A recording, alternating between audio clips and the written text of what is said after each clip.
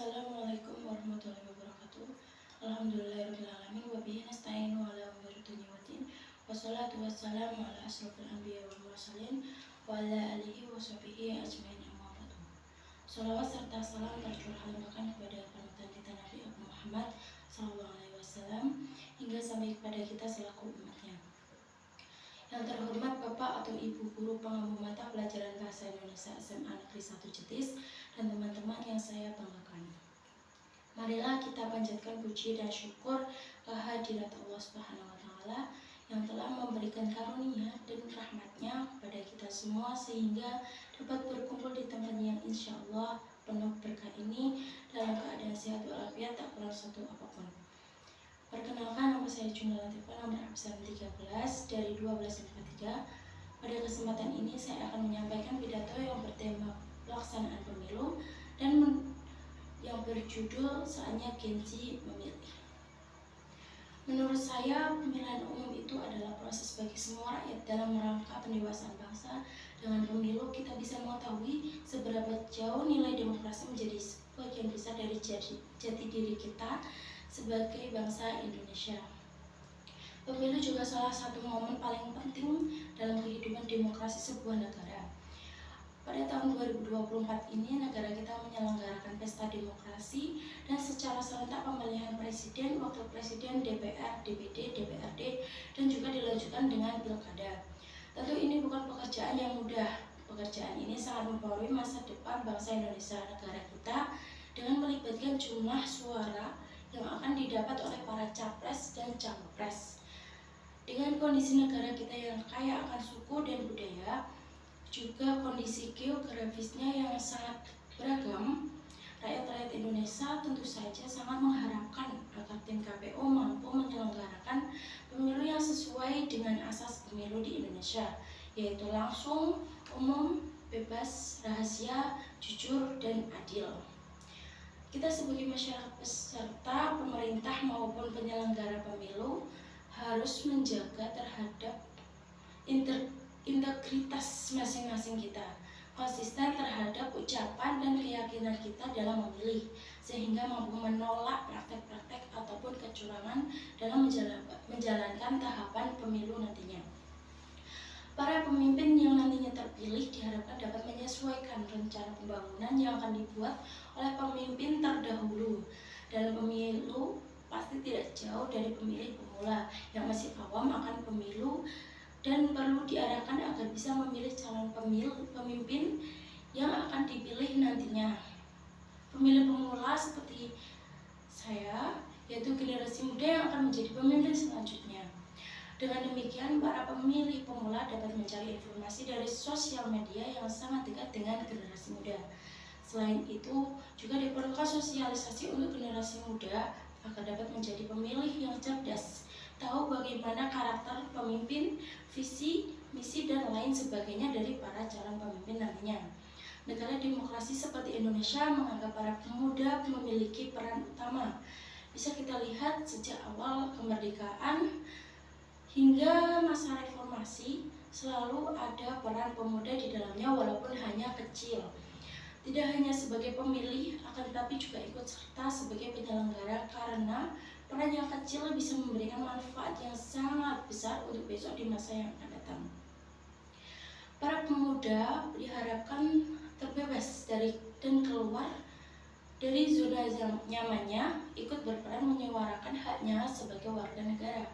Pemilih harus pintar dan cermat, apalagi jika informasi atau melihat kabar yang didapat dari laman sosial media, dan harus selalu memastikan apakah informasi yang didapat benar-benar bersumber dari lembaga yang akurat. Pelaksanaan pemilu yang bebas dan damai berarti menjaga optimisme terhadap masa depan demokrasi Indonesia. Pemilu yang bebas dan aspiratif adalah kriteria penting dalam sistem politik demokratis. Penting bagi masyarakat untuk meningkatkan literasi politik dan pemahaman tentang sistem demokratis. Ini tentu memungkinkan mereka untuk mengambil keputusan yang cerdas dan berdasarkan pemahaman yang baik tentang calon dan program kerja pemimpin nantinya. Pemilu 2024 ini menjadi momentum yang yang tidak boleh terlewatkan begitu saja, melainkan harus dimaknai sebagai panggung demokrasi yang akan membawa dampak besar bagi seluruh rakyat Indonesia. Tahun ini proses pemilihan presiden tersebut akan melibatkan 3 calon presiden dan calon wakil presiden yang akan bersaing untuk mendapatkan dukungan dan suara dari masyarakat. Dengan nomor urut 1 ada Bapak Anies Baswedan dan Bapak Muhaimin Iskandar. Dengan nomor urut 2 ada Bapak Subianto dan Bapak Raka Buming Raka. Dengan nomor 3 ada Bapak Ganjar Pranowo dan Bapak Mahfud MD. Nama-nama yang telah saya sebutkan tadi merupakan capres dan cawapres yang akan bersaing memperoleh dukungan, juga mendapatkan suara yang paling banyak dan tinggi dari masyarakat untuk memperoleh kedudukan sebagai presiden dan wakil presiden. Pada tahun 2024 ini, tepatnya tanggal 14 Februari, kali pertama saya menjadi peserta pemilu. Saya berangkat ke TPS 58 yang terdekat dari rumah saya. Saat sampai tempat TPS, saya sempat bingung. Beruntung ada anggota KPPS yang mengarahkan untuk melakukan registrasi terlebih dahulu. Saya sangat bersemangat, tidak sabar untuk menggunakan hak milik saya untuk memilih capres, cawapres, DPR, DPD, ataupun DPRD. Tepat jam 11 siang saya datang ke TPS karena saya pikir pagi akan ramai, jadi saya datang sedikit melambat. Namun ternyata jam siang lebih ramai sampai hampir 45 menit atau 1 jam saya menunggu untuk dipanggil. Saya sampai pergi ke rumah teman terdekat agar bisa berteduh terlebih dahulu karena TPS sudah penuh. Sampai akhirnya saya dipanggil ibu saya untuk kembali ke TPS karena nama saya telah dipanggil. Setelah tanda tangan dan mengambil kertas suara, saya menuju bilik suara untuk mencoblos.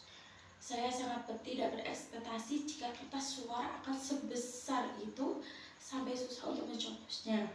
Setelah selesai mencoblos, saya memasukkan kertas suara tersebut ke tempat yang sudah disiapkan dengan warna yang sesuai. Sebagai tanda bukti, saya mencelupkan keling saya ke tinta yang sudah disiapkan. Itu sedikit pengalaman saya yang sangat berharga untuk menggunakan hak pilih untuk menyuarakan pilihan saya.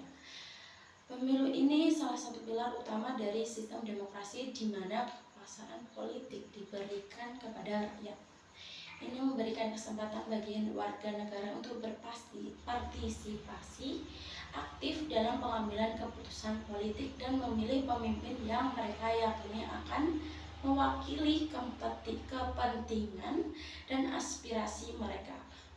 Jika seandainya angka golput tinggi nantinya akan menyebabkan rendahnya kepercayaan kepada calon pemimpin. Maka dari itu, ayo jangan sia-siakan hak pilih kita dengan golput. Dengan memilih, kita memiliki kesempatan untuk mempengaruhi arah kebijakan negara yang akan datang. Demikian pidato yang dapat saya sampaikan. Jika ada kalimat dan tutur kata kurang berkenan, saya mohon maaf yang sebesar-besarnya. Sekian dari saya, terima kasih atas perhatiannya. Wabillahi taufiq wal hidayah wa ridha wa inayah wa afu minkum. Wassalamualaikum warahmatullahi wabarakatuh.